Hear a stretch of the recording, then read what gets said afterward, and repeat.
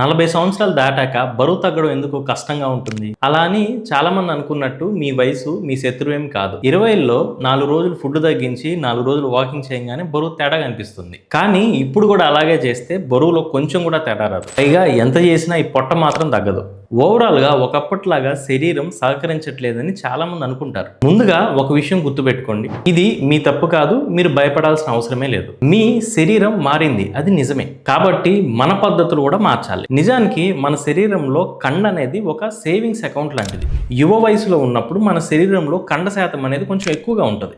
దానితో పాటు మనం ఎక్కువగా నడుస్తాం, ఎక్కువగా పని చేస్తాం, మెట్లు ఎక్కుతాం, అటు ఇటు తిరుగుతాం. ఓవరాల్గా డేలో యాక్టివిటీ అనేది ఎక్కువగా ఉంటుంది. అందుకే కండ అకౌంట్లో బ్యాంక్ బ్యాలెన్స్ బాగానే ఉంటుంది. కానీ ఈ వయసు పెరిగే కొద్దీ న్యాచురల్గానే ఈ కండ తగ్గిపోవడం అనేది మొదలవుతుంది. పైగా ఎక్కువగా కూర్చొనే ఉంటాం, నిద్ర తగ్గుతుంది, స్ట్రెస్ ఏమో పెరుగుతుంది, ఒత్తిడి. ఓవరాల్గా యాక్టివిటీ, వ్యాయామం అనేది తగ్గిపోతుంది. దాంతో కండ అకౌంట్ నుంచి ప్రతిరోజు కొంచెం కొంచెం తగ్గిపోతూ ఉంటుందన్నమాట అకౌంట్ నుంచి. ఈ కండ తగ్గిపోతే శరీరంలో క్యాలరీలు ఖర్చు పెట్టే శక్తి కూడా తగ్గిపోతుంది. కానీ మనం తినే క్వాంటిటీ మాత్రం 20లో లాగే ఉంది, పెద్దగా మారలేదు.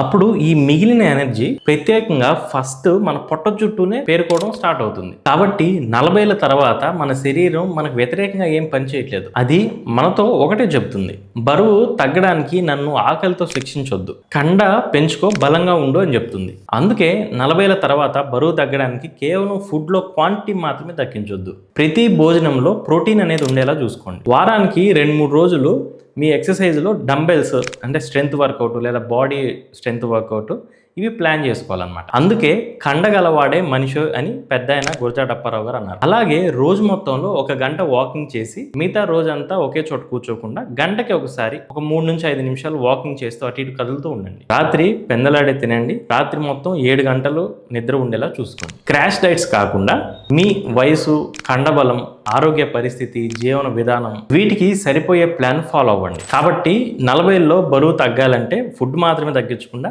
ఇవి బ్యాలెన్స్ చేసుకోండి. అప్పుడు వయసు అనేది పెద్ద అడ్డంకే కాదు. మీ శరీరానికి పాత పద్ధతులు వాడడమే సమస్య. సరైన స్ట్రాటజీ ఉంటే 40లో కూడా మంచిగా కొవ్వు తగ్గించుకోవచ్చు, కండ పెంచుకోవచ్చు, ఎనర్జెటిక్గా ఉండొచ్చు. వయసు అయిపోయింది, ఇంకేం మేము తగ్గంలే అనుకున్న వాళ్ళకి ఈ వీడియోని ఫార్వర్డ్ చేయండి. అలాగే మీకు ఈ వీడియో నచ్చితే 40 అని కామెంట్ చేయండి.